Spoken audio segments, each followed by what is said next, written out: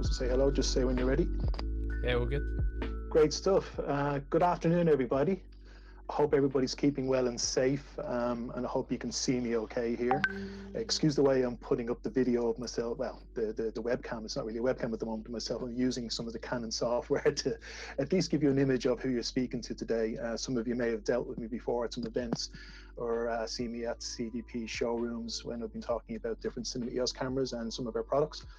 Really proud to be able to come on today and give an overview of the newly announced Cinema EOS C300 Mark III. So what I'm going to do is I have a couple of slides to go through, which I'll be going through on a presentation, just a few, just to give you an overview of everything. And because this is kind of being slotted in for around 50 minutes, what we want to do is I'll speak for probably, hopefully, if I don't ramble on, around 20 minutes to 30 minutes. And then we'll open up to a Q&A session. So if anybody does have any particular questions that they do want to ask, we can put that through and Jake will be able to do it. So let's kick off. So I'm just going to bring up the presentation. So yes, really excited. Last night, Canon announced the EOS or Cinema EOS C300 Mark III. So what we have here is a brand new camera in the 300 range that has a brand new sensor that's allowing us to do some really exciting things. So going into it, you'll see that we have a newly developed super 35mm 4K CMOS DGO, which stands for dual gain output sensor. We'll go into that a little bit more as we go on. In camera raw recording, we have Cinema Raw Lite, of course, in camera. And with this camera, again, we'll go into it in a little bit more detail. This is a camera that can now do 16 plus stops of dynamic range because of the sensor technology that we've developed. The camera as well can also do 4K up to 120 frames per second. We'll go into that a little bit more. And of course, this also does it in a 422 10-bit, in an XF AVC, all I, and now in long GOP as well. Like the C500 Mark II, because it's a similar body, we have user interchangeable mounts, and of course it's small, lightweight, and compact in design. So going through it a little bit more, target market. So who does Canon see this for, and where would the product be well used? Well, of course, the first thing in broadcast or TV productions, you'll see this going down really well. With 4K recording, having your time code, air focus guide for focus pulling, which is turning into a great tool. Of course, the accessories that we have compatible with that, and SDI outputs. Documentary filmmakers, again, who like working in the Super 35mm world, especially a lot of people who may have used the C300 Mark II or the original C300, this still keeps the small, compact, lightweight form. Shoulder style shooting can be done. It has Canon's wonderful dual pixel CMOS AF. It's, again, the second camera now that we've introduced onto the market, which has in-body electronic image stabilization, up to a 4-channel audio and robust. Rental houses, again, do like these sort of solutions because the camera can be set up for different solutions, from small form factor if we're using it on a gimbal or for small run and gun work. And then with Canon's accessories, you can extend this up and turn it into a full production camera. Again, with corporate video, things like 422 10-bit, the autofocus, the SDI outs will all be a benefit to users here. So going into DGO, dual gain output. So this is a new sensor technology that Canon has developed. What we'll say first of all is don't get it mixed up with dual ISO. This is not dual ISO where you will be able to select either a lower or high ISO setting yourself. This works where the sensor will actually use, it'll adjust and pick up from a saturation prioritizing amplifier for the high end and a noise prioritizing amplifier from the same sensor read at the same time on the low end, which will give you, when joined together, a higher HDR image. So not going to 15 stops, being able to go to 16 stops. So this is done where 2 readouts are actually done from the sensor at the same time. And as you can see there, we say the DGO sensor combines images using the pixels shot with a saturation prioritizing amplifier for bright areas and a low noise prioritizing amplifier for darker areas, resulting in higher dynamic range. So this is available in the camera up to 60 frames per second. The camera does go higher than 60 frames per second, but with the processing power required, this just deactivates when you go above 60 frames per second because we're going to higher frame rates. But it's great to be able to offer this straight out of the box. It's not something you switch on or off. It's on straight out of the box, and you'll be able to get a higher dynamic range, which I think the industry and the market are really looking for. Expanding on it a little bit more, dual gain output system simultaneously generates two signals. You can see here, it generates HDR video by reading out each pixel with a different gain setting. It works at any ISO. That's a key thing to hit here. But the optimum ISO, of course, is ISO 800 in log 2. But if you're shooting at any other ISOs, it's going to really assist where you're shooting at a higher ISOs to keep that noise level down. So this should be one of the cleanest Super 35mm sensors out there because of what it's able to do. The amplification takes place at the sensor. So this is not process. It's all done via the sensor. When it goes to the processor, this is when it's combined. So with this, it's really giving you the best what the sensor can put out. And the great thing about this as well is you can use dual pixel AF through all these functions. So now we have a 4K sensor that will give you 16 stops plus a dynamic range with low noise and AF functionality. So really exciting to be able to talk about this. Going into other things with the camera itself, so it's small, lightweight, and compact. It is the same body design as the C500 Mark II. So if you've seen that camera, you know what it's going to look like. Weight-wise, connection-wise, shape-wise. This is turned into a very popular unit for us at the moment. A lot of people have really liked what we have done with the body design here, that we've been able to make it so small, still accessible with output controls and button layouts. Of course, which is really good to see, is because it's the same body, we can use the current and the same accessories that we brought out when we announced the C500 Mark II. So as you can see here, from the front, we have the PL mount and an EF Cinema Lock mount that you can purchase and to attach if you so want to use a PL mounted lens or a large Canon Cine lens. And of course, in the back, it doesn't come standard with an OLED electronic viewfinder, but you can put on the EVF-B70 or get the optional extension units, version 1 or version 2, which expand the usability of the camera. So really good that we can do that there. So if you're swapping over using a 500 Mark II or a 300 Mark III, the accessories will work across both. Now, when we go into the file formats and recording, of course, this camera shoots at cinema raw light at 4K up to 12 bits. So that goes directly onto your CF Express cards. It also records at XFAVC, 4K up to 4K, 42210-bit, again, which is recorded onto your CF Express cards. The camera also has an SD card slot, and this allows you to get up to a 2K 4208-bit proxy at the same time. We'll go into a bit more detail at how you can record there, but basically I can relay record or dual slot record with Cinema Raw Light or XFAVC. And one thing you can do now as well, which is fantastic here, is if we're shooting Cinema Raw Light or we're shooting XFAVC, we will be able to record the proxy at the same time. The sensor and the new processor is allowing us to do that now, so that's really fantastic. Of course, the big thing that a lot of people have been talking about and the industry's been asking for in cinema cameras is bringing out higher frame rates. And we've been able to now bring out this camera with 4K up to 120 frames per second in RAW as well as XFAVC. As you've seen before on our C500 Mark II, as we continue on here, we do have dedicated slow and fast motion buttons, so switching it on and indicating and playing around with that. So we can actually select up to 120 frames per second in Cinema Raw Light.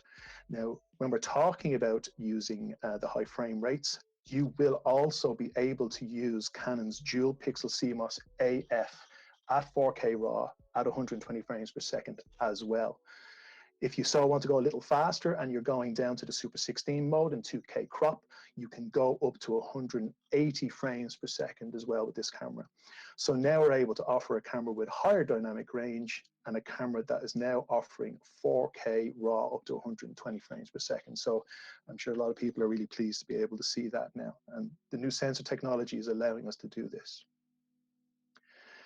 Continuing on what we brought out in the C500 Mark II, we have now brought with this camera the internal electronic image stabilization that allows us to give 5-axis electronic IS.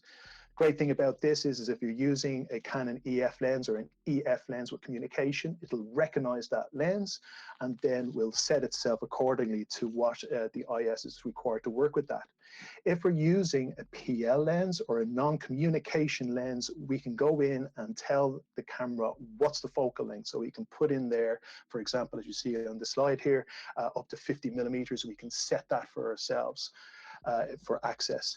Great thing with this is if you're using it on a drone or using it handheld, it's a great assist tool to adjust and give you a more balanced shot when using non-IS lenses.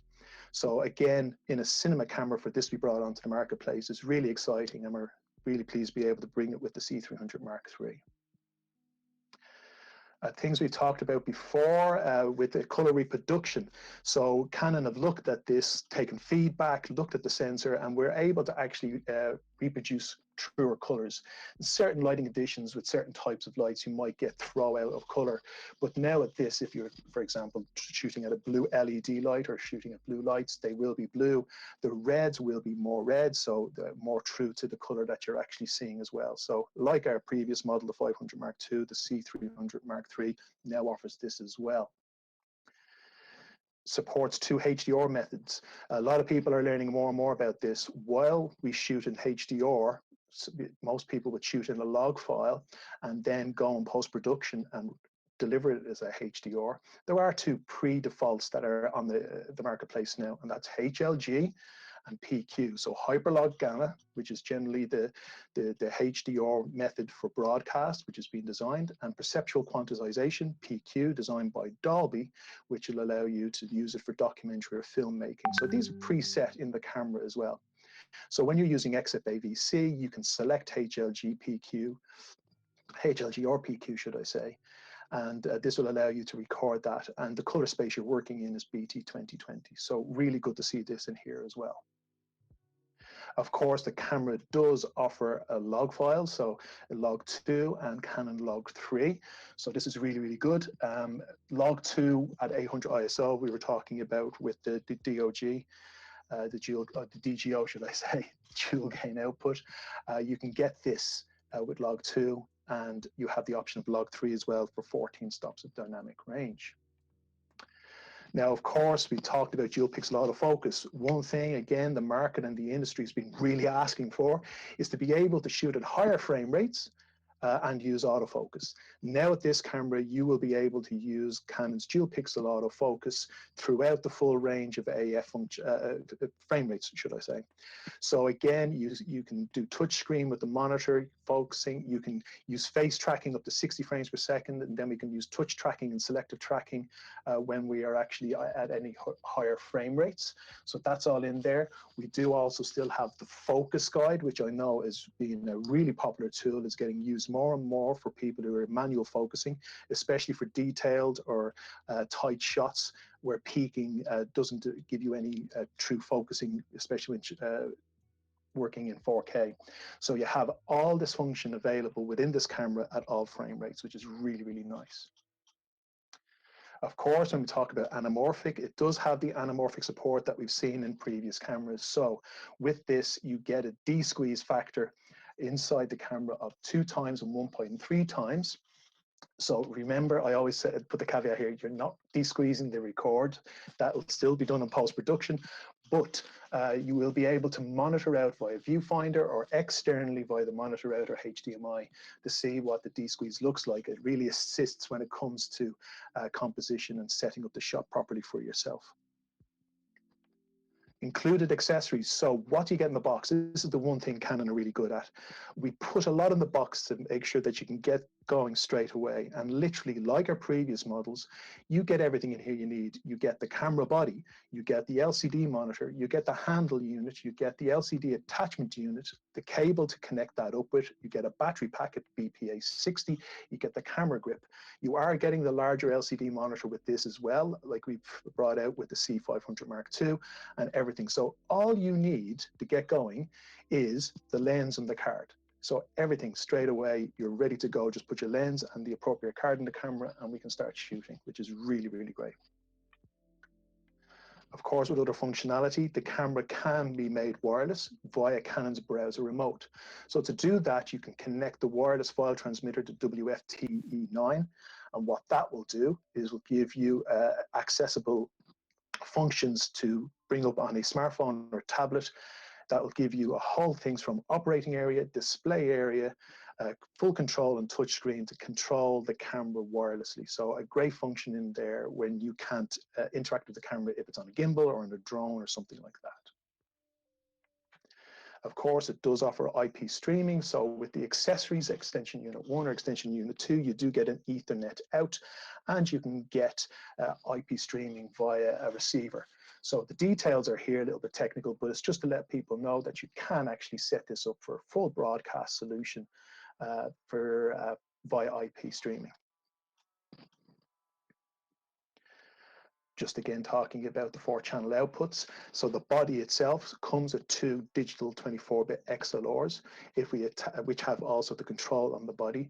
You can also then attach the extension unit 2, which will give you 2 more XLRs with audio control directly on the extension unit. So we can have up to 4-channel 24-bit control on audio, as we have been able to do with the previous cameras like the C500 Mark II. So again, you can see it's got everything there that you need. So talking about scenarios and keeping this kind of tight and short, just to give you an overview, it supports a variety of shooting styles. The camera is a modular design that Canon have gone with, so it can be kept small, as you see from the right-hand side there. We can put it onto a gimbal for ease of use there. It can be put onto a drone. It can be used as a run-and-gun handheld solution with accessories. You can set it up for pure cinema functionality as well with the extension units, and of course for broadcast solutions with broadcast lenses, we can do that as well for all functionality. So it's a very, very flexible camera depending on the workflow that you're going through. So that's a very, very short summary of some of the key functions that you'll see inside the camera. What I'm going to do now is, if Jake's there, going to open up the floor a little bit, and if anybody does have any questions, I think Jake will manage them. I'll bring my face back up on screen here so you can kind of see me, and we can answer some questions. I hope that's okay. Yeah, man, there's a good few coming in, so yeah, great stuff. Get cracking. So this is probably the most controversial one straight off the bat. Controversial, there we go. Yeah. Will the 4K 120p be added to the C500 Mark II and the autofocus at the higher frame rates? At this time, we don't know. It's down to the sensor. So you have to remember, this is a brand new sensor technology. It's not down to that you can just put 4K onto any sensor and with any processor. So the C500 Mark II's sensor and processor was dictated and designed to give full frame functionality up to 60p. So that's where the processing power has been put to. With this brand new sensor, because it is a new design sensor, they've designed this to be Super 35, and we can do 4K. So saying 4K 120. So saying that we could do it on there, I can't see. It's more of a hardware thing more than a firmware thing. But like anything, let's see what happens in the future. If it's something that can be done, I can't see it being able to be done right now, but I could be wrong. But at the moment, you're not going to see that. All right, no worries. There's some other ones. So this is a question actually Sam had. Can it do interval recording? Good question. Guess what? I haven't even got one here. I'd go into the menu. Interval recording. I'll tell you what, we'll come back on that one, if that's okay, because I literally don't have that here. I wish I could answer that question. Does it do interval recording? I'd have to check in the system and get and bring that up. Sorry, I don't have that answer right now, but we'll get that answer. No worries. How bright is the monitor? The monitor is the exact same monitor that you've seen in the C500 Mark II. Now, the great thing about it is the monitor is really good in bright light situations. I know a lot of people talk about the monitors not being good in bright light, but the Canon monitor, I love demonstrating it when I do get face-to-face with people. In the menu system, you can actually increase the luminance of the monitor. So if you're in a really bright situation where the monitor can have some difficulty in seeing it, you can still see it a bit, but it's kind of not totally coming up. You can increase the luminance, and you can see the image image a lot better, interact with it a lot better, even without having to use a hood. So as I'm talking about the spec and tech, and I don't have that here now, but I love demonstrating that to people because they always perceive that you can't use it. And when they see it, they're kind of surprised, saying, wow, didn't know that. And it's anti-glared as well. So you don't have a huge amount of glare and reflection coming off it. So it can work pretty well in brighter light situations. Oh yeah, so Media's just recorded, just responded. There's no interval recording. Interesting. Thank you, Media. I love Media being there. She can back me up. She's probably sitting there tapping away. I didn't want to sit here tapping away doing that. So thanks. There's no interval recording on it at the moment. Okay, interesting. We covered this in the C500 talk the other week, but it does seem like people really want to use the OLED viewfinder, the V70 screen at the same time. Is there anything that Canon have got planned to get around that? At the moment, I don't know. It's something that has been fed back, and I think we talked about this, as you say, when we talked about the 500 Mark II. So we have the single video output. This is all down to keeping this camera as a small modular design. We have the SDI outputs and the HDMI outputs in the back. With the front video monitor, at the moment, you can just connect one thing. Fed back to Canon Inc. Let's see if they can come up with something. Don't know yet. But we'll see what happens. But currently, the answer is no. You can't do anything at the moment. Cool. Yeah. So if there's no thing, is there pre-recording available? Oh, see, where's Media again? Media, get back onto me. This is where I can't bring up my screen because I'll block everything out. Hello. Thanks, it's Media. me. Right. Hello. There we go. I'm glad I had you there. There is a pre-recording option on the camera. I should know all these things, but when you go into everything, I'm thinking about all the new stuff. Yeah, there we go. There is a pre-record function on the camera. Thanks, Media. It's always good to have support. You're welcome. Thank you. So the high frame rate options, are there any time limits with them at all, similar to like the FS5 and 7? No, there's no time limit being set on it, so you can record until the card is full. If you really want to do 120 frames per second for all that length of time. So there's no set limitations on that at this time, no. All right, I'm trying to find some more questions. No problem. Take your time. Monitor, demo the slides, that, firmware about that. See if expressing the kit. Talking about 12-bit.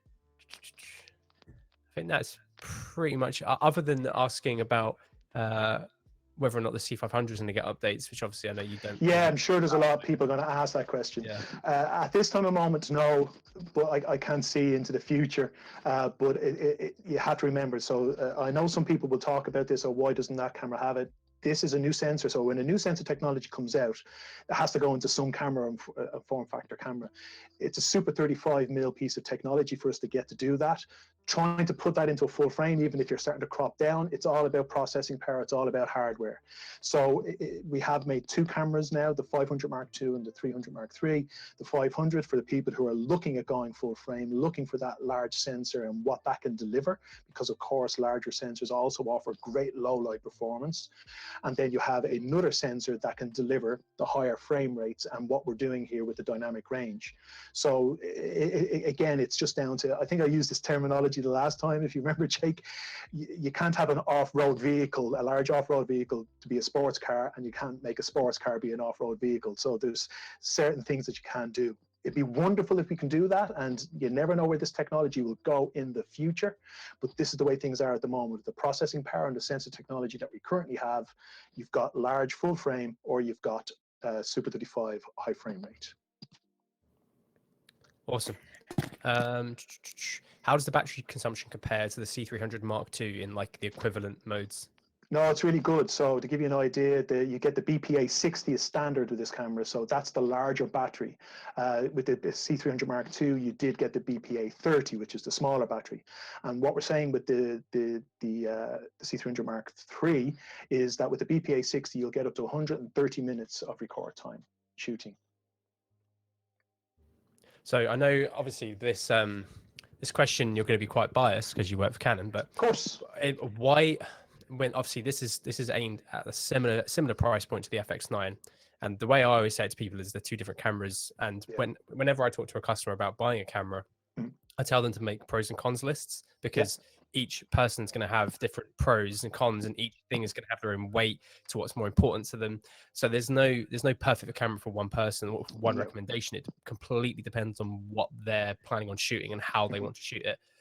But what if you can step back from working from Canon, what would you say what would you say are the key points that differentiate the C series cameras? Because I think, you know, C300 and 500, they're so similar that you can kind of talk about them both at the same time. What are the key differences that make it different to the FX9, a different option to the FX9? I suppose where Canon, so all, as you say, all brands kind of go out and look at different directions, or look at different, I won't even say segments, but different ways that their cameras can work and with the technology that they have. What Canon offers let's talk about the 500 and the 300. With the 500, we're offering a 5.9K cinema raw light camera, a camera that can record internal RAW, which is a fantastic codec to work in post-production to deliver whatever end result you need to deliver. The C300 Mark III is the same. It's 4K cinema raw light internal, no external recording devices required. So it makes it a very lightweight, nimble camera to use when we're doing that. But not only do we do that part, the raw side, but with the X of APC option, so if you want to say the oversampling options that we can offer, it's a wider package. Now, the thing is, again, design. We've gone with this modular design. I wish I had the camera in front of me. I'm doing this, but this box unit, a very, very small camera that is allowing you to have the minimum requirements of outputs you need with phenomenal specification inside. A camera that can run all day is well built. People always talk about Canon cameras just seem to run. That can then be modulated, as in changing the front mounts or going with the expansion packs that we have, depending on workflow. So when you're doing that, a lot of other brands are out there. Some of them say, here's the box, and then you have to build them up like a jigsaw set or a Meccano set. Other cameras say, here's everything in one unit, so they make them a bigger camera. So it is down to what the requirements are. If somebody's looking for a flexible small camera that can be modulated to make it into a higher end production camera, I think that's where Canon have looked at it and said, this is the way we want to go. Some other brands, I'm not going to be specific on one, I know there's certain brands out there with particular models have gone a particular way. They have certain limitations like gimbal work or drone work or how we want to use it. So it's a personal choice on the production, and it's a personal choice on the user. That's why you have so many different cameras in the marketplace. I think it'd be quite boring if they all came out looking the same, came out all doing the similar thing. So that's where I think Canon sits at the moment, the modular design and the expandability on it and the codecs. Yeah, I think, both cameras have a unique way of taking, like you say, taking a certain view on the market. And like I say, it's have to be different. Exactly, and competition breeds better cameras for everybody, and that's it does. what everyone wants. It's just the best technology you can get for the cheapest price possible. That's what, you know, the joy of competition. That's what it does. Yeah, and that's exactly. what it's done with this release yesterday. I mean, the price this is aimed at is awesome. Like it's really good. Like, and especially with the dual gain output sensor, like that tech obviously is used by the Alexa Aleph sensor as well, and that's one of the most popular sensors of all time. And it's the same kind of tech that you guys are using, and it shows. Like the image out of this camera is wonderful. Like really, you've tried it, so look at you. So you know. It's a wonderful sensor. So given its price point, and then given the actual surrounding body it's in, it's fantastic, and it's really refreshing to see you guys and Sony have done it as well. Listen to their end users and actually put all of this feedback into the body. You know, when the C300 Mark II, I remember doing demos back in the day when it was a thing, and trying to rig it up for shoulder use for people, and having to mount the monitor on like a back with the V-lock, and then they'd have it as like a director's monitor because of how difficult it was to mount. But you needed the XLR, and you've changed the camera's layout to kind of help with the usability of it. And it's a great little package if you want to strip it completely down and use it nice and small, like you say, putting it on like a Movi Pro or a Ronin. It's completely doable now. You don't need to worry about that extra length that something like an FX9 will have. And then if you want to rig it up to go onto a nice shoulder rig or a studio rig, you can. And that's very valuable for an owner operator that wants this camera to be flexible. So like you say, it's yeah, both of them have different approaches. They have different approaches, but that's what you'd want. You would, as I said, you wouldn't want every camera to be a similar shape, a similar concept. They're all targeted because, as you say, different users, different productions have different requirements, and that's where you have all these different styles and types of cameras out there doing it. At least Canon have gone off and tried something different with the modularity. When you think about from the original C300 to where we are now, the way we've strip that back down a lot, but still given the option of building it up, as you say, or stripping it back down a lot easier. I think it's going to be popular for a lot of productions and a lot of users out there. Yeah. The amount of people I see talking about this in comparison to the R5, and they're like, "Oh, why would I buy a C300 when the R5 has 8K RAW?" and we had this conversation earlier, and I think it's I think it'd be good to kind of say it now. But what would you say? What's the biggest reasons why you'd buy a Canon C series camera, cinema camera, over the R5 when it does, arguably it has 8K RAW. This doesn't have 8K RAW, but why is that not important in comparison to some of the other things? Well, it's not that it's not important. Like as you said, we had a little chat about this earlier on, and I suppose it's down to the understanding people have. A production camera versus an enthusiast mirrorless SLR camera, different users. The cinema EOS range, it says it at the start, cinema. It's targeted for cinema work, TV production work, high-end production work. You have a body, a larger size body, whatever about the sensor and the spec inside it, it has all the professional outputs that you require. It can run all day because it has large cooling systems and no restrictions in time in doing that. Interchangeable mounts that we have now, that you can put more on it, like dual card slots or 3 card slots on there as well, versus a mirrorless style camera, which the specification is phenomenal. But if you wanted to turn that into some sort of cinema camera, next of all, it turns into a Frankenstein. You've got to do a lot of things to do that. Adding XLRs, adding cages, all these things. The outputs, it doesn't have SDI output. It'll have a HDMI output with that. So depending on the use, mirrorless cameras internally are going great. Like the R5, I know, is generating a huge amount of interest. I'm excited as well. Down to the resolutions, the outputs, what it can actually do. But as a production camera or as a professional solution, it doesn't have what's needed out there to do that. It can be used as a B cam, it can be used as a smaller cam to go with a cinema camera. But you need a cinema style camera, whichever brand that is, what Canon offer in their cinema EOS range, that has all that professional outputs, controllability, functionality as well. It's not just about what the sensor and the processor can do. I hope that kind of answers it a bit. Yeah, totally.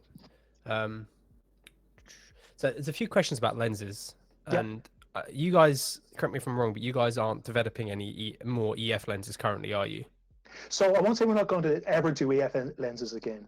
So what can, oops, did my screen just go sleep there? Sorry, my screen went to sleep. I don't want to lose it. So are you still there? Yeah, still here, mate. Yeah, oh, God, sorry, I thought I lost you for a second. That's fine. Don't worry about it. My screen went to sleep. So when you're talking about lenses, Canon with the mirrorless system, so with the EOS R system and our RF lenses, just made the decision, because we were bringing out the R system, as it's developing as it is now, to focus at this period in time on RF lenses. Now, the thing is, for certain solutions, like you still see, we have the 1D series, the 1DX Mark III, which is out there. When there's high-end professional cameras, they'll still need some high-end professional lenses with EF. So I haven't seen, I don't know when we're doing that, but the statement from Canon at the start was, we are going to focus on RF lenses over the next little period because we're evolving the R system onto the marketplace. But I don't think you're ever going to see the end of the EF mount, especially in professional lenses when you come to cine zooms or cine lenses from Canon that offer EF or PL mounts.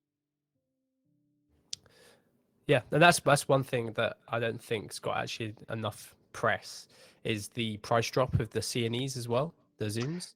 Yeah, like that's something that we should be focusing on. You're right. The CNEs, they're getting really affordable now. Yeah, I mean so it's what, the 15.5 to 47, and then the 30 to 105 are the two that have got price drops, isn't it? Yes, yes. Again, I wish I had it in front of me. I should have put that down. But there have been some significant price drops going on within lenses, and again, that's just working with the market and working with the industry, seeing what's happening. So it will generally happen over time. But yeah, I think you'll see some other price drops and price lineups depending how things go over time. Yeah, I think that's a really important thing, especially with this camera just coming out as well. Those two lenses are incredible cinema zooms, like really, really nice quality zooms. And Yep. cinema zooms are still something that are, above the 10,000 price point. There's so many, but Yeah, there are. but underneath that, there's not. And for lenses that have this kind of prestige behind them as well, it's awesome to see them drop in price. And for people who are going to pick up the C300 Mark III, these could be really nice little pairings with that camera. They're only Super 35, but if you're pairing them with Super 35 cameras, they're fantastic. Yes. Sub £10,000 to get a lens that's EF or PL, that's not a restricted mount like an E mount, is amazing. It's realistically, it's amazing. No, it is. You're right, awesome. But you know the lenses we have. I know you talked about the Cine zooms. We got the compact Cine servos as well, the 18-80, the 70-200, docu-style lenses like that, the Cine zooms, the Sumires, the CNEs. The range of, if you want to say professional or production level lenses that are out there are really exciting, and they're getting more and more affordable. You still will have your high end stuff because there will be stuff like that out there. Like we've got announced some new lenses as well yesterday, which are generating a lot of interest. But yeah, it's exciting times optically as well as the hardware. Yeah, because obviously they both have to kind of evolve with each other, don't they? So obviously you guys announced the 25 to 250 yesterday as well, which again I'm excited to get my hands on, because the CN7 has been such a popular workhorse for so many people. So to only make it a little bit bigger and a little bit heavier and then add so much extra range on there is awesome. So I think for a lot of people, a lot of documentary work and a lot of like wildlife people as well will love that lens, because the amount of reach you're going to get extra out of it.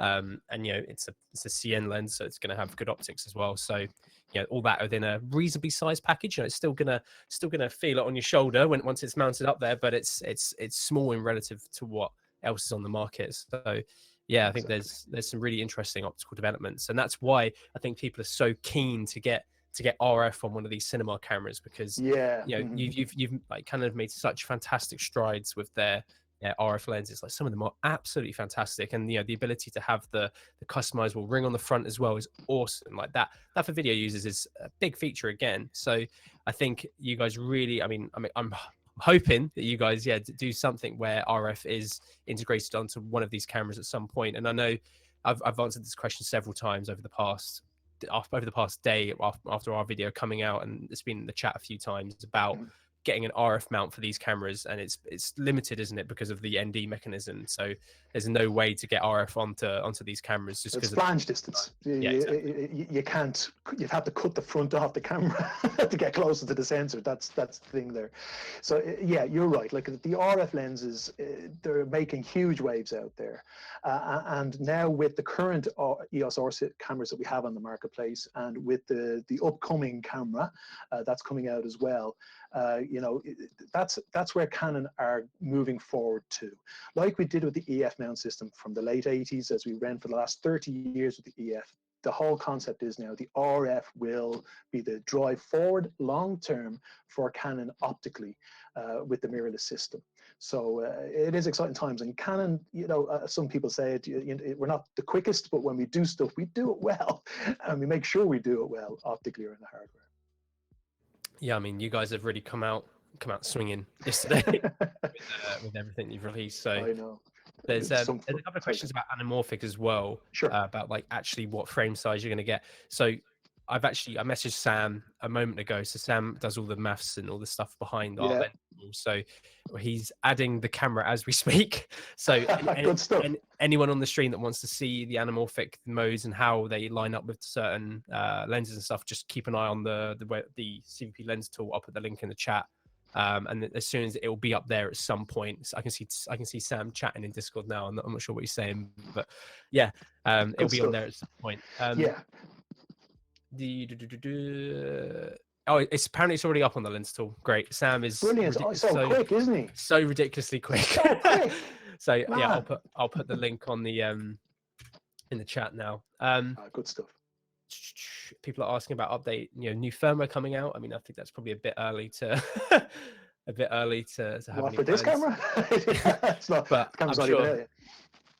Okay, there's no anamorphic modes yet, but there will be. Okay, so he's done everything but anamorphic modes. So keep an eye. Okay. They will be up there at some point. They will be up there. Like anything, you have to remember everything at the moment is that we've kind of just announced certain things. The announcement came out last night. Lots of videos online at the moment. Canon USA have done. I think you were showing earlier on some content and a short film that was shot.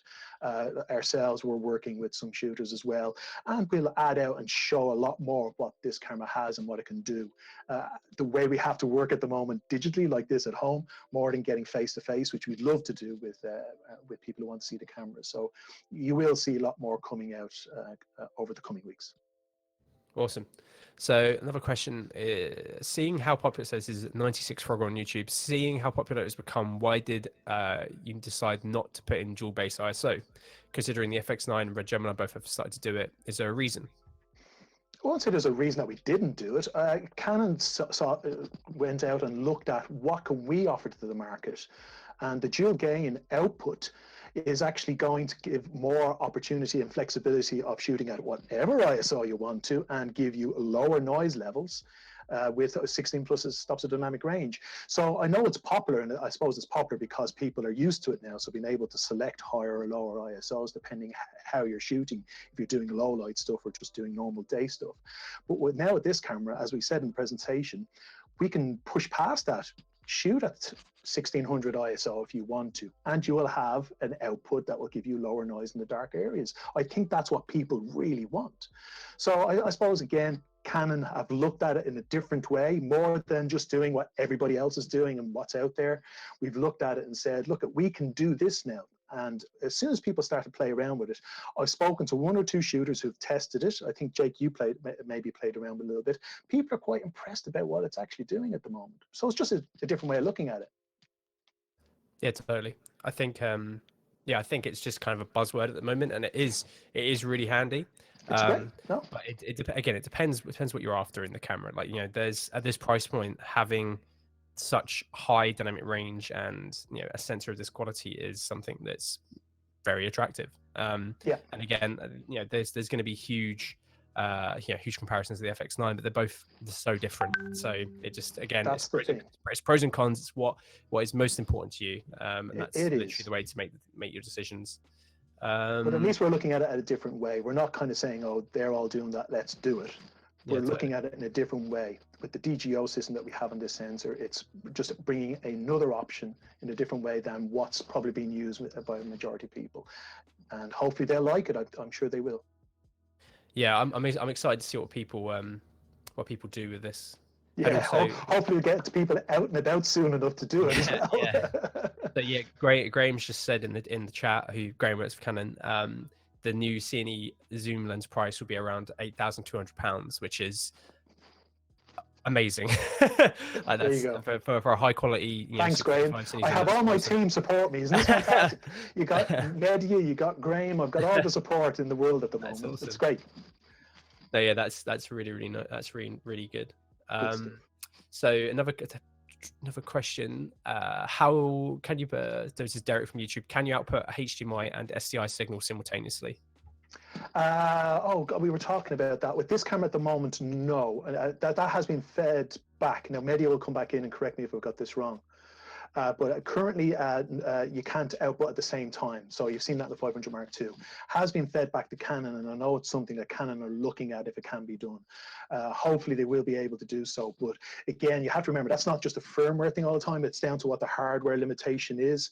So as we know, with these cameras, we have the video output from Canon. So for our monitor, you have the 12G SDI, which gives 4K out.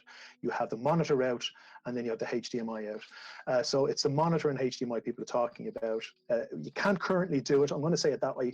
Let's see. It's been fed back. I think it's something that would be great to see ourselves. What Canon will do with that. Canon C300 series. Cindy Chimp on YouTube would like to know which camera out of the 500 Mark II and the 300 Mark III you'd buy if it was your money. Well, I've shot with the 500 Mark II. I absolutely adore it, and I have to be honest, I've not shot with the C300 Mark III yet because of this situation. Believe it or not, I'm one of the last ones who's going to get to play with it. I'm getting it next week. Jake, you've had it. My colleague Mehdi has had it. We've had some shooters who've done some content for us have it, but because we haven't had access to the office, I've not done it yet. Now, I was a C200 shooter. I am a C200 shooter. I shoot a lot of stuff in the C200. When I play around with the 500, of course, going full frame, when I put our full frame lenses on it, the CNEs or the Sumerian lenses on it, I'm just like sitting there drooling. And I really, really enjoy it. And I love the 5.9K it gives. I'm sure I love this camera as well, but like anything, I suppose it's down to what my needs are.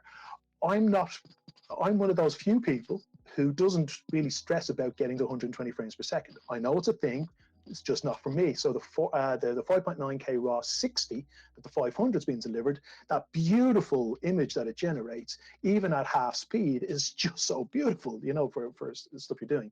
So let's ask me that question when I get the 300 in my hands next week. I'll play around with it, and then we'll go from there. Yeah, I think in my if it's my money, I think I would buy a 300 Mark III and one of the new CNE, or sorry, one of the newly priced CNE lenses. Exactly, I can see you go that way. Yeah, I think I'd go that way. Yeah, I fall in love with the Sumerian lenses. You see, I just adore the Sumerian lenses. Yeah, they're nice. Yeah, I mean, they will work on the C300 Mark III. Don't get me wrong, they will. You'll just get your crop value on there, but on full frame, they're just beautiful. Canon announced a firmware update to allow the C200 to output via HMS. So it would be great to have this on the 500 Mark II. So is that something that's what we've said. So we're expecting and hoping that they'll do that. You're right. So the 200, they have said they can do it. So that's why I'm expecting.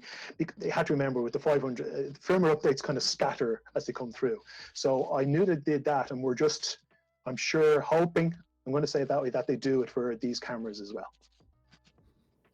Awesome. Yeah, that few people have brought that up. Yeah. No, it's a valid point. I saw it myself, and that's why I said, guys, we're doing it here. What's happening here? And they said, yeah, Canon Inc. are on it. That's one of the answers. So Canon Inc. are on it. We just wait to see what happens. So Cal Hallows asks on YouTube as well. Hi Barry. Sorry if it's been asked already, but can you focus magnification during recording? Focus magnification during recording. Well, you don't have to use magnification with our cameras because they're wonderful focus guide, so you don't need to worry about pinching in, just use the focus guide. But if I remember rightly, you can't actually record at the same time. Mehdi will be tapping away there, just double checking again. This is me thinking on the fly, but if I remember rightly, you can't do it. But the one thing I will say, magnification is available for checking focus, but the focus guide or the AF, oh, that's my alarm going off, don't let that, stop it. I set an alarm for myself. The focus guide or the dual pixel autofocus makes magnification not required because it's that good. It's still valid to use, but I keep on pushing this technology. It's just wonderful. Yeah, I think it would be good to have, but yeah, I like the focus guides you guys have are absolutely brilliant. I think Canon release 2 cameras in the right order. Yeah, I think so. It's probably a tool and tool. Product and schedule is issue, but do you think Canon have released these 2 cameras in the right order? It's interesting. Well, when you say right order, I think it's down to as they build their roadmaps and their development announcements and stuff like that, where they're going. It's the 500 Mark II came out because we haven't had a replacement for the 500 for a long time, and the interest was full frame there, so we wanted to bring that out. And of course, we have been waiting for a replacement of the C300 Mark II in the series here, and with the technology that Canon were developing, this is why they've announced it now. So there has been, I think, from announcement to announcement, we announced the 500 in September last year. Now we're here in April. So it's like you're talking that kind of 6-month kind of time period.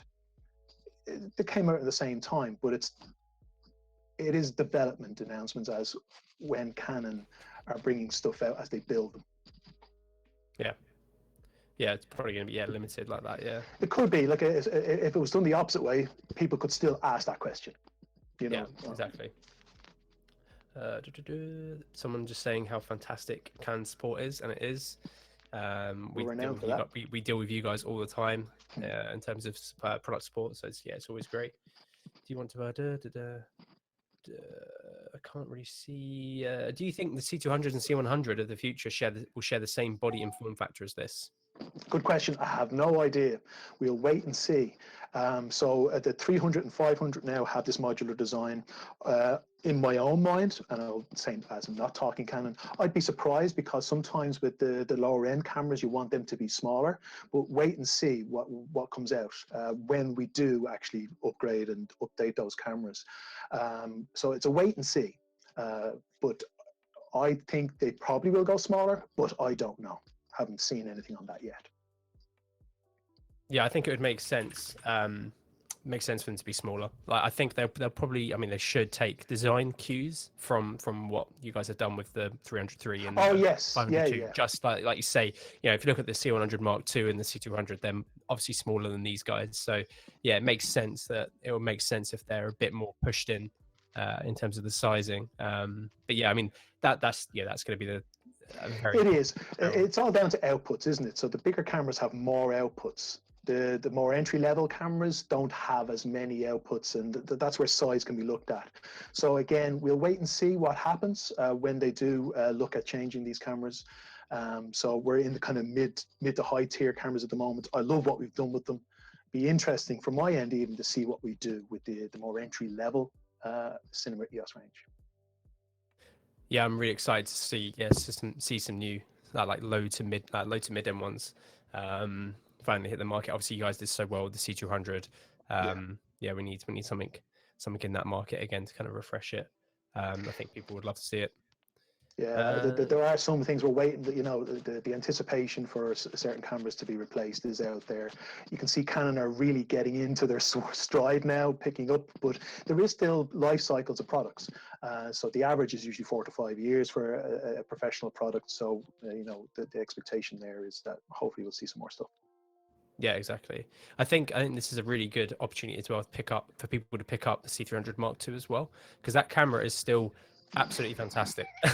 That's for people on that lower end who maybe on like C100 or maybe even less. The 300 Mark II could become quite attractive for a lot of people, and I know the price actually dropped a fair bit before this announcement. So yes, yeah, I mean, hopefully people will be able to pick these up for around the same kind of prices like the C100 Mark IIs and C200, like even less than C200s, because once you get stuff rigged right on it, it's a fantastic little camera still, and the image is still absolutely great for today's use. So it's still used. It's still heavily used within film productions. I was reading an article earlier on about the Sundance Film Festival and what cameras are used. The C300 Mark II was the second most used camera by Sundance Film Festival cinematographers and filmmakers. So it's still a very valid product out there. It's an Oscar-winning camera as well. It's been used for Oscar-winning film documentaries and so on. So it's still valid. Yeah, it was. I mean, yeah, I've recommended it a whole bunch for documentary filmmakers all the time, and still do up until this release, pretty much. So, yeah. So the anamorphic side of things that works the same as the C500 in terms of it just captures the entire sensor, and then you can just have the metadata applied in post, or you can just squeeze it and crop in post. Correct. Cool. That's what I thought. Yeah, makes sense. Oh, let Sam know. He's just like, how does it work again? I thought it was exactly the same as the 500. It makes sense. It is. It's the same as the 500. We've had it now in the 700 series, the 500 Mark II, and now in this camera. So yeah, becoming more used. Yeah. So the cheeky Peter Demetrius asks, will the sound on the C300 Mark III be less distorted than your mic? So he's taking a little jab at your mic. But, but I guess with the onboard mic, I'm guessing, the scratch mic. Well, I don't know whether that or it's the preamps. Like, has there been any improvement on like the preamps over the 500 or the 300 Mark II? It's going to be the same as the 500s because it's going to be the same hardware around that. I haven't heard anything negative regarding from the owner operators and the rental houses that have the 500s at the moment with audio. So that's going to have the same hardware used from the 500 series in this camera. So I'm going to say it's going to be the same as that. From the 300 Mark II, of course, there's going to be improvements. That's just standard stuff. Developments always generally happen. Yeah, yes, cool. There's a We Are Invite has been typing on Discord for the past 5 minutes. They've either got a really long question. Oh, there we go. Yep. Hello. We have two C300 Mark IIs in house and love them. With the C300 Mark III, is the push-in functionality on the handle joystick toggle reintroduced? I think this was used to be the case on the C300 Mark I and was on the C100s. Again, I think we had this question during the C500 Mark II event as well. Is this the camera grip? Yeah, the joystick push-in for the so you could assign it to be a function. Oh, the assignability. Okay, yes, I think it's the same thing. It's going to be the same thing at the moment. Again, look, I remember I fed that back again. Actually, I remember from after a 500 live stream that we did, I fed that back in again.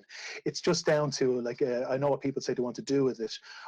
When I think about it myself with the functionality on it, I think that changing that, assigning to something else, when you go to use it for its kind of design function, it'll get all confusing.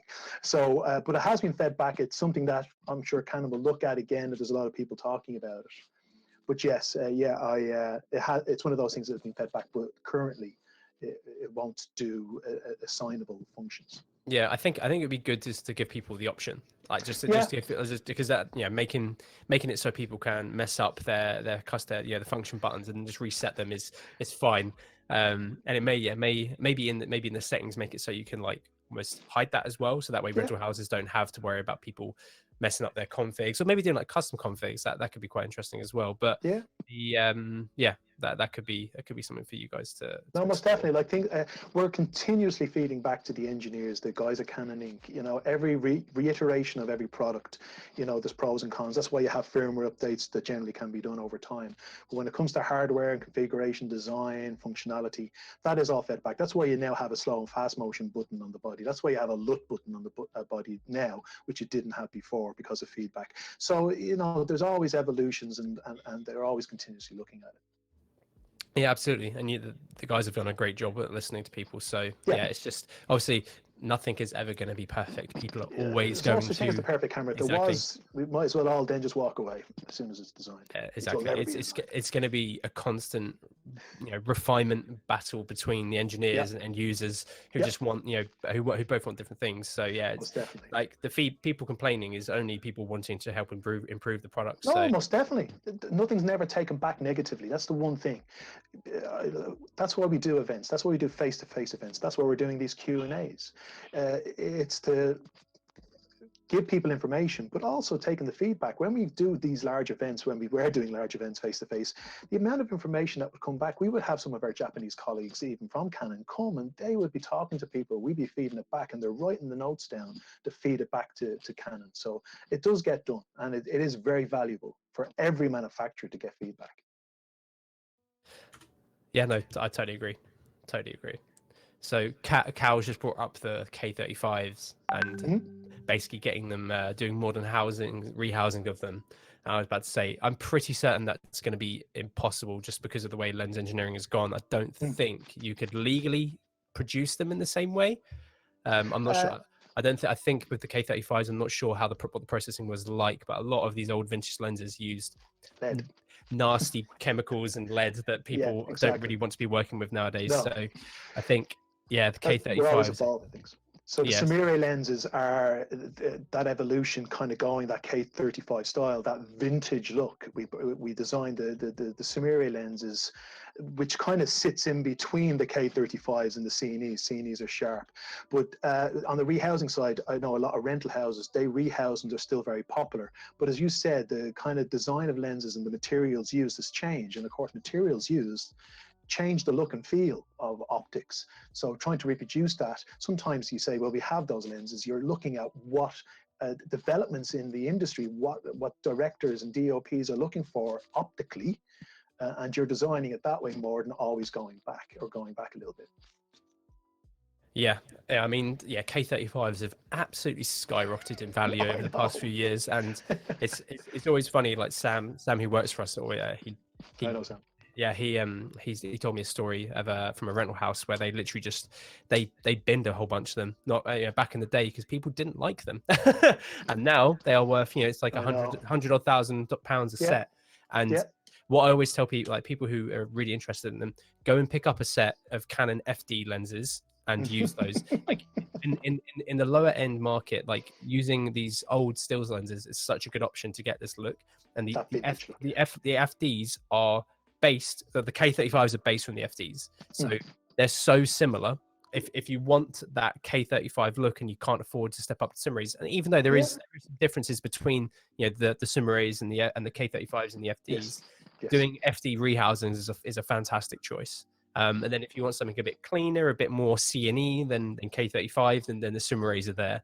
Because the Simrays, what's great about them is wide open, you've got that quote unquote vintage look where they're literally just full of spherical aberration and tons of like low contrast elation. And then you've got as soon as you stop down, they're pretty clean, and you can get they look very similar to the C&Es but with like a little bit of like a vintage edge.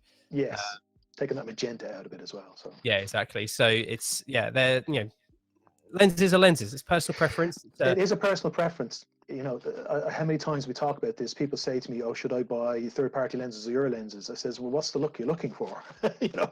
Because glass will change the look to a point. They all have their different color tones they shift on in. It's a personal choice. It's not what's better or what's worse. Technically, on the electronic side, there might be differences, but optically, it's down to the look you're looking for. Yeah, totally. Yeah, obviously they're like engineering is one is one perspective of a lens, but how the actual lens is producing images is so subjective. And I'd argue you can be engineering, you can be like yes or no, this is better, this is worse, because it's science and there's like hardware engineering. It's either nice or it's not. Whereas like an image is so subjective, like you say, you need to just it's down to you. Like, do you like it or not? It's down to you if you like it or not. Exactly. That's why when you go to rental houses or a film production goes to rental houses, they are trying all these different lenses all the time to see for the look that the filmmaker is looking for, and they will swap and change and then decide on the right lenses for that shoot. Yeah, exactly. Testing is so important. Testing is really important. Yeah, and this is the thing. Everyone in the chat, if you're interested in any of these cameras and you want to test them, once we are back to normal and we can see people again and get people and get hands on the cameras, reach out to us. We have our showrooms in central London and in West London. If you want to come test lenses, if you want to come and test the C300 and the C500 or any of the new cameras or new pieces of kit that come out between lockdown and not being in lockdown anymore, just let us know, and we'll be more than happy to get you guys booked in to come and have a look at some kit. Because that's what that's what we're here for. We're here to that's why we're running these events to help people learn and more about this kit and show keep them. You informed, Exactly. Doesn't mean you have to switch everything off. You want to keep people informed, and that's why Canon made this announcement. Some people are saying it's strange you're doing an announcement this time. The timings have changed a little bit, but we still want to be able to announce things, and it keeps people interested. It shows you that there's still development going on, even in these difficult times. So when we do come through it, that you're not hanging on and waiting for something to come out. You've been waiting long enough for the C300 Mark II to be updated, so here we go. Oh God, yes. Great stuff. So how close is color matching out of camera across the C300 Mark II and the C300 Mark III? So I haven't tried them side by side. The good thing with Canon is that our color tones, our color science is generally similar. You will always find that there is a little shift when you have new sensors coming out because of feedback as well as technical improvements. To give you the example, if you remember one of my slides, it showed about the color reproduction for blues and for reds. So in the C300 Mark II, they weren't great. Your blue would look a bit more purple, your reds would look a little bit more pinky. Now we fixed that in the 500 and the 500 Mark II and the 300 Mark III. So you might notice a difference there, but overall on the main thing, they are generally very close. If you're shooting in log and in post-production, they're so close that it's easy to match them up. So that's the way that will work. But sensor technology, when it evolves, does change a bit. It's just the laws of physics when it comes to that. Oh, someone just put in the chat, Hey Barry, how long till the A7S3 comes out? Oh, do you think I know? Oh, for God's sake. Nobody knows. Do you think I know? Nobody knows. Nobody knows on that. Nobody knows. You better go and speak to your Sony boys Oh, for man. that if they do that. But yes, That mythical camera is never coming out. that's all I can say. The R5 is coming soon. That's all I can say. And you know a lot about that. Yeah. God. Yeah, the R5 is exciting. It is. It's going to be really exciting. A lot of people, I've been very busy this morning with people dropping me a line asking me about it, as well as this camera, the 300 Mark III as well. It's great that there's been so much interest in it, which is phenomenal. Yeah, the amount of people, I mean, when I first posted our like kind of the update video that we did on YouTube, I think one of the first comments was like, "Are you joking?" like because you just didn't believe the specs. Like, yeah. And I said to him, "No, this is what they've said." I was like, "Yeah, I'm interested as well to see how this works." Aren't we all? Yeah, I mean, yeah, the fact that you're going to be able to shoot 8K RAW internally and it not overheat. I mean, it's going to be. I'm very intrigued to see how that's going to be managed. Because some other cameras in the market do struggle with heat management. So yeah, it's considering the data rate you guys are going to be pushing through this, it's going to be very interesting. Well, like anything, I know Canon have been bringing out the development announcements, and so over the last few months we've been giving a bit more information, down to when we all get our hands on this and I'll have a play around and see what it can actually do. That'll be the end result. But it's really exciting just to see, I suppose. Canon did kind of create this kind of marketplace from the 5D Mark II to where we are now. So it was one of the big changes within the industry from the 5D Mark II. I hear a lot of people talking about the R5 potentially because we haven't seen the camera yet. It's physically itself, as in interacting with it. But what we're talking about so far, especially on the video side, is really exciting. So as a hybrid camera, this does seem to be the next evolution of where for future proofing and moving forward over the next decade, things are going to go. So it's good to see Canon, while over the last 10 years might have been taking the time and slow with things, that we have the nonce and we have the drive to be able to move ahead long term. And that's the way Canon always look at things long term.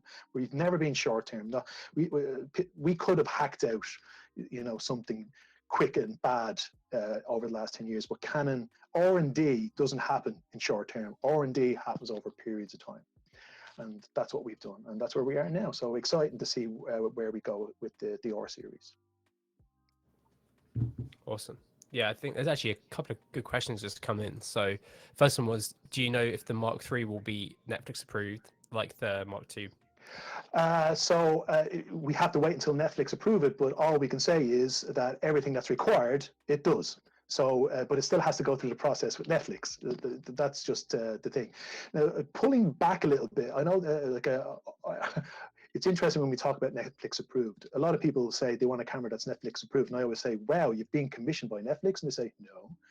And I kind of say, well, why are you worried about it? And the thing is, you can shoot any film on any camera. Netflix think it's good enough, they'll buy it. It's only if you're commissioned.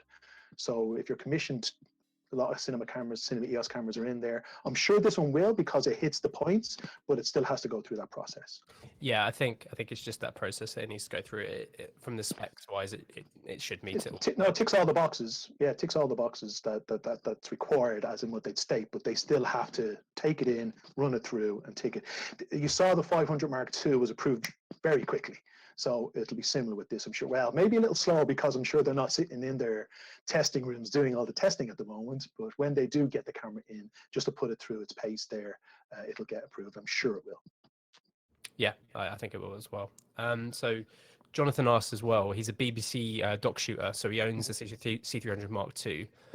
Will Canon implement classic C-Log in the Mark III to match with all the C300 Mark Is that the BBC production services still use today? So if you're talking about original log, I'm guessing that's what we're talking about, so C-Log. Yeah, we've taken C-Log out because the way moving forward, we have to think about moving forward, is log 2 and log 3 allow for HDR deliverables, and going forward, even broadcasters, that's what they're asking for. Like HLG, BBC were one of the broadcasters in the development of HLG. So I can see going backwards with that, but when you're shooting in log or log 2, you're just working in a wider dynamic range. So it'll allow you potentially to work in the same area if you want to work at 11, 12 stops instead of 14 or 15, 16 stops. I hope that kind of answered. I can't see us putting it in. No. It's moving forward, and HDR, high-end HDR is where we want to go, and log 2 and log 3 give that. Yeah, I think it depends if the BB. I think if the BB asks for it a bit, if it becomes a thing, then maybe we can. If it becomes a thing, yeah, of course, Canon will look at it. Of course they will, but I suppose you're not always trying to look back too much. You're looking forward. But if it's something that is forced and they say we need this, it's something that Canon could potentially look at. Something like that is firmware upgradable, I'm guessing. But you have to remember, we're trying to develop forward, and log 3 is the most used log in the cinema EOS range. That's what most people use because it hits that sweet spot, 14 stops. It's easy to work on and post quite quickly. And of course, we have YDR as well. Remember, YDR is 11 stops. So yeah. So yeah, Jonathan also asked about slow and fast, about going down to 1 FPS, but we've already said about that. It doesn't have the... No, it goes into 12 at the moment. So going down to 1, again, if it's something that is fed back well enough, I know I'm saying this a lot, but it is down to if it's fed back enough and it's something physically that can be done, going to 1 frame per second. It is 12 frames per second at the moment, so that's what we have. Yeah, no, that'd be good to add, because I know that is one thing people loved with the C300 Mark II. So yeah, it'd be good to have the ability to go lower than that. But other than that, mate, I think that's all the questions that I've got so far. That's it. No problem. Well, what we said, Jake, what I will do, if you remember, on Discord, I will put some of the links to the Boneyard, Ballet, BTS. I know you showed it at the start, and the actual final film from YouTube, just to put it on there. If anybody else does have questions, you know where I am. I know we chat on a regular basis at a certain point. So if there's anything else people want to know, let us know. Hopefully we'll get on again to talk some more stuff. Okay, yeah. So Alex in Discord is just telling me that I've missed some questions. Which ones have I missed? I don't think I have. I'm trying to go back through. I'll let you look through. The electronic IBIS hasn't changed over the 500 Mark II, has it? No, it's exactly the same. Yeah. Can you we've done that? Do you know if the EIS would communicate with Sigma Art Series zooms? So probably if it's they don't have the communication. Do they have communication on those lenses? Sorry. They have. They have a SEF. So if they have communication and they're sending it through, it should do. If it's an EF mount and they can communicate through, it'll register that. It'll say this is this lens, and the IS would work. Yes, but I haven't tried it, but it should work. I'm always cautious when we talk about third-party brand stuff because sometimes there's inconsistency. But if it has the communication pins, it should work. Cool. So yeah, Alex is mentioning basically. Me and Alex actually talked about this earlier. So we were talking about the fact that when you buy the camera, you get the EF mount, and then the locking EF mount and the PL mount are separate. And they're obviously about £1,800 for the locking EF mount plus VAT. So what we were saying was it'd be cool because a lot of people won't want, just they might want to get the locking EF or the PL, but then if they buy one of those, they may not. So say for example, you buy the locking EF, you may not want the standard EF anymore, but trying to resell that is going to be impossible. So essentially you're forking out £1,800 plus VAT just to get the locking EF mount.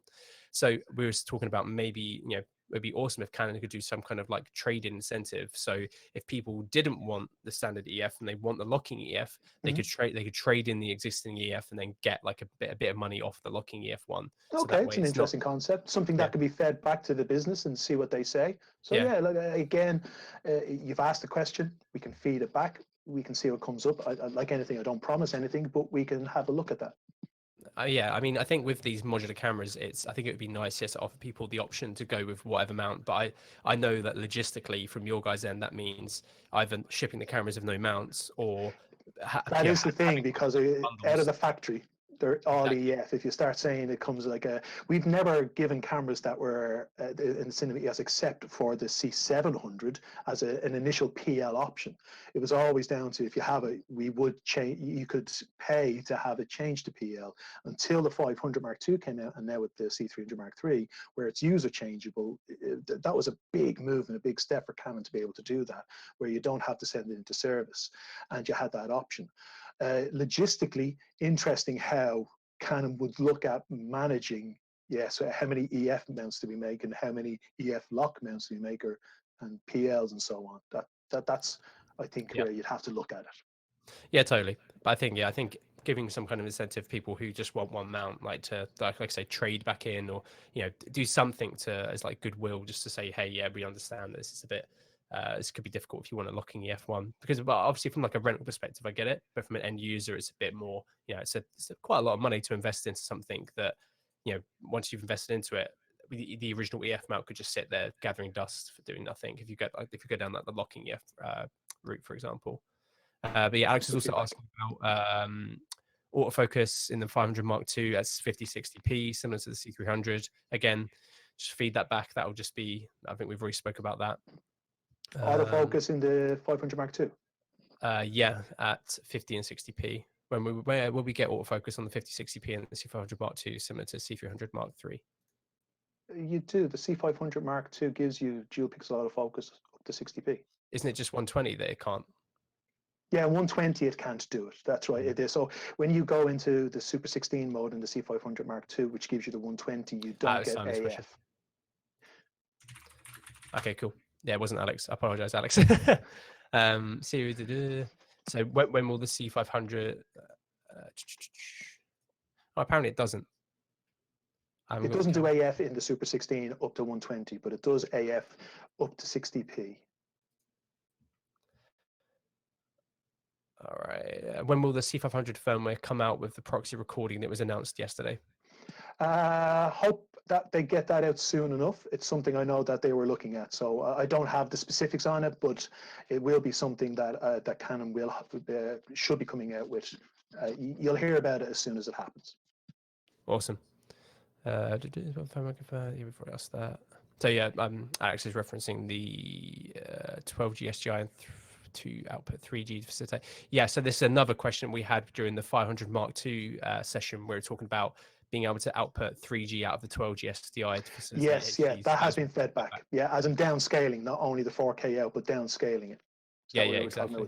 So that has been fed back. We'll wait and see what happens there. So again, as you said, we've talked about this before. It's something that we've shoved back to Canon to see what can be done there, if anything can be done. Yeah, awesome. Cool. I think we'll leave it there. I think we've answered a lot of questions. It's getting to around an hour and a half in. So yeah, Barry, did this work? I hope my camera worked the way I've done it. I know it's not perfect, but I hope it worked okay and people got to see me at least. Yeah. But appreciate that, guys. As Jake said, if there's any questions, put them through there, put them on Discord. Appreciate you guys listening me ramble on as I do. Hope you all keep safe and well, and see you the next time we do something like this. Awesome. Yeah, thanks for watching, everyone. Yeah, any other questions, just chuck them in Discord or chuck them on the YouTube. This video stream will stay live after the fact. So yeah, just pop them there if you have any questions. And if you want to see some actual footage, we're doing an event next week with Ollie Kenchington, who will be showing off some of the footage he shot with the 300 Mark III. And then if you want to see some footage right now, you can head over to our YouTube channel where we've got our little video of some test footage as well. But Barry, again, thank you for joining us. Really appreciate it. Thanks, Jake. Thanks, guys. CVP. Appreciate that. Take care. Awesome. Thanks, guys. Bye.